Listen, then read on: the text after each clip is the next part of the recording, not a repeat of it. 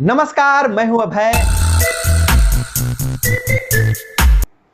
दोस्तों, धीरे धीरे चुनावी कार्यक्रम आगे बढ़ रहा है। पंचायत चुनाव का लोकतंत्र का महापर्व, गांव की सरकार बनाने की जो प्रक्रिया है वह आगे बढ़ रहा है। दोस्तों, इस बार का पंचायत चुनाव बहुत मायने में अलग होगा। हर वीडियो में हम उम्मीदवारों की बात करते हैं, उम्मीदवार, प्रस्तावक, चुनाव चिन्ह, ऐसे सब बात करते हैं। लेकिन इस वीडियो में हम बात करने वाले हैं मतदाताओं के बारे में। मतदाताओं की कौन कौन सी सुविधाएं मिलने वाली है, क्योंकि लोकतंत्र में मतदाता महत्वपूर्ण होता है, उम्मीदवार नहीं महत्वपूर्ण होता है। क्योंकि उम्मीदवार को सत्ता की सीढ़ी तक मतदाता पहुंचाते हैं। तो चुनाव कार्य में अगर मतदाता शामिल नहीं होंगे, तरह तरह के आयोजन किए जाते हैं मतदाताओं को जागरूक करने के लिए। तो इस बार मतदाताओं की कौन कौन सी सुविधाएं मिलने वाली है, इस पर आज हम चर्चा कर लेंगे कि मतदाताओं को कैसी सुविधाएं मिलने वाली है। तो दोस्तों, 8 तरह की सुविधाएं मतदाताओं को मिलने वाली है। उसके लिए हेल्प डेस्क बनाया जाएगा। ये जो पूरी जानकारी है बहुत ही महत्वपूर्ण है। अगर आप मतदाता हैं किसी पंचायत के, क्योंकि कोई ना कोई कहीं ना कहीं का मतदाता है, तो आप अपने अधिकार को भी समझिए, अपने अधिकार को भी जानिए, कौन कौन सी सुविधाएं मिलने वाली है। तो हम आज चर्चा कर लेते हैं कि कौन कौन सी सुविधाएं मतदाताओं को इस बार के चुनाव में मिलने वाली है।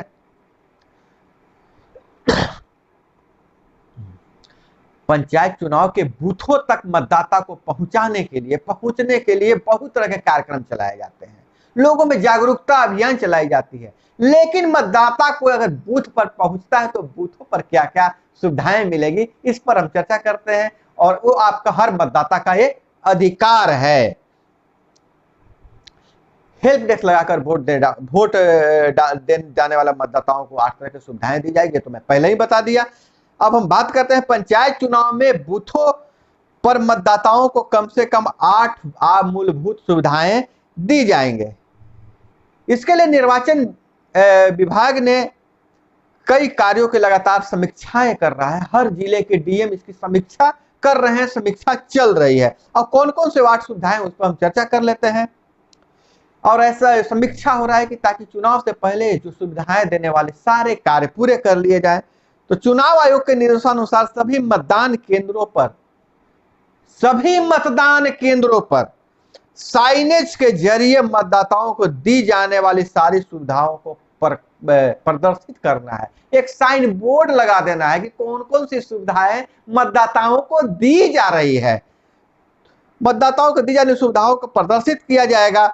बूथ पर हेल्प डेस्क के माध्यम से मतदाताओं को निर्वाचन से संबंधित सभी जानकारी उपलब्ध कराई जाएगी। इसके अलावा सभी मतदान केंद्रों पर दिव्यांगजनों के लिए रैंप की व्यवस्था, मतदान केंद्र पर प्रवेश करने व निकासी के लिए अलग अलग व्यवस्था की जाएगी, जिसको लेकर मतदान कर्मियों को प्रशिक्षण दिया जा रहा है। जगह कैसा हो, तिकोना है, टेढ़ा है, लंबा है, चौड़ा है, तो उसमें कैसे व्यवस्था करना है, इसका प्रशिक्षण मतदान कर्मियों को दिया जा रहा है। पहले चरण का तो नामांकन हो रहा है, दूसरे चरण का भी नामांकन शुरू हो गया है। कुल जो है 11 चरणों में मतदान होंगे। इसके अलावा बूथों पर सैनिटाइजर की व्यवस्था की जाएगी। साथ ही साथ महिला मतदाताओं की संख्या जनगणना के अनुपात में बढ़ाने के लिए विशेष अभियान को तेज करने का निर्देश दिया गया है।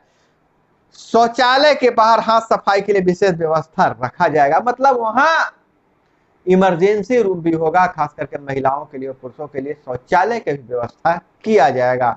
वहां पर भी साबुन वाबुन रखा जाएगा, हाथ धोने का विशेष व्यवस्था किया जाएगा। निर्वाची पदाधिकारी जावेद इकबाल ने बताया कि चुनाव की लगातार समीक्षा की जा रही है।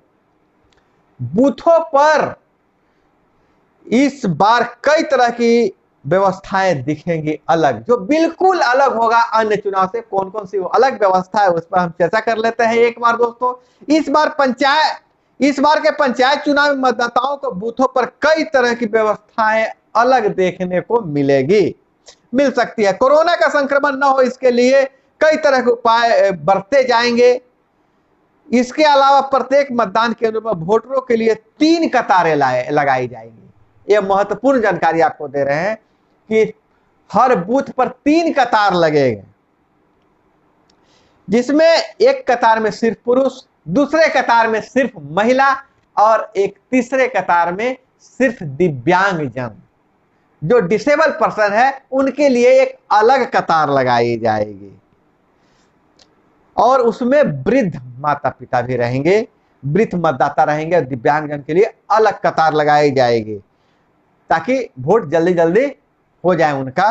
वोट देने वाले मतदाताओं को मास्क का प्रयोग करना अनिवार्य होगा। बिना मास्क के वोट देने आप नहीं जा पाएंगे। और जैसा कि मैं पहले बता दिया था कि जो बूथों पर होगा शौचालय और सैनिटाइजर की व्यवस्था होगी। पुरुष व महिला वोटरों के लिए अलग अलग शौचालय, कोरोना का संक्रमण नहीं फैले इसको लेकर चुनाव आयोग गंभीर है। इसके लिए सभी मतदान केंद्रों पर सैनिटाइज कराया जाएगा। मतदान में काफी सावधानी बरता जाएगा। बूथों पर सैनिटाइजेशन स्टेशन एवं हाथ धोने के लिए विशेष व्यवस्था किया जाएगा। बूथ पर एक सैनिटाइजर स्टेशन रहेगा जहां पर लोगों को सैनिटाइज किया जाएगा और हाथ धोने के लिए अलग से व्यवस्था रहेगा ताकि जो कोरोना वायरस का फैलाव नहीं हो, तीसरा लहर कहीं ज्यादा दस्तक न दे दे। आपको हम बता दिए थे पहले ही कि महिला और पुरुष मतदाताओं के लिए अलग अलग शौचालय रहेगा। तो 8 तरह की इस तरह की सुविधाएं रहेगी, अलग अलग 3 कतार, शौचालय, सैनिटाइजर की व्यवस्था, मास्क का प्रयोग करना है, निकास और प्रवेश द्वार अलग अलग रहेगा। तो इस तरह से व्यवस्था सब कुछ बदला दिखेगा इस बार का आपको पंचायत चुनाव में बूथ। तो दोस्तों यह थी मतदाताओं की बात। मतदाताओं के लिए जो सुविधा दी गई आपको बता दिया गया है। और एक चीज मैं और आपको बता दे रहा हूं कि हर पंचायत के 10% बूथों का पर हवाई फाई लगाया जाएगा, वहां से लाइव टेलीकास्ट किया जाएगा। जो आप उस वेबसाइट को, उस लिंक को खोलकर आप उस बूथ का लाइव प्रसारण देख सकते हैं कि वहां क्या क्या हो रहा है। इस तरह से एक हाईटेक व्यवस्था चल रही है दोस्तों। तो मैं आपको आगे भी बता दूंगा कि किस लिंक पर जाकर आपने मतदान केंद्र का चुनाव प्रक्रिया देख सकते हैं। तो दोस्तों यह थी मतदाताओं के लिए जानकारी। और 1-2-3 चीजें आप याद रखिएगा कि आप तो वोट डालने के लिए अपना पहचान पत्र या कागजात तो कुछ लेके जाइएगा। जो 16 तरह का कागजात इस बार राज्य निर्वाचन आयोग ने स्वीकृति दी है, जिसमें जमीन का कागजात भी इस बार शामिल किया गया है। पहले एक वीडियो बना दिया गया है। उसके साथ आपको मास्क लगा के जाना है, बिना मास्क का आपको वोट डालने की इजाजत नहीं दी जाएगी। दोस्तों यह जानकारी थी अब तक की जो चुनाव जो अपडेट दे रहा हूं, इसमें एक बिल्कुल ताजा और नया जानकारी थी। तो ये जानकारी आपको कैसी लगी बताइएगा। और दोस्तों इसी तरह की जानकारी के लिए अगर आप चैनल पे नए हैं तो चैनल को सब्सक्राइब कर लीजिएगा। सब्सक्राइब करने के बाद बेल बटन दबाकर ऑल सेलेक्ट कर लीजिएगा। वीडियो पसंद आए तो एक लाइक जरूर कीजिएगा, ना पसंद आए तो डिसलाइक कर दीजिएगा। और कमेंट करके बताइएगा जानकारी कैसी लगी और आपको क्या जानकारी चाहिए। तो दोस्तों इसी तरह के अन्य जानकारी के लिए बने रहे हमारे साथ। मिलते हैं अगले वीडियो में। जय हिंद, वंदे मातरम।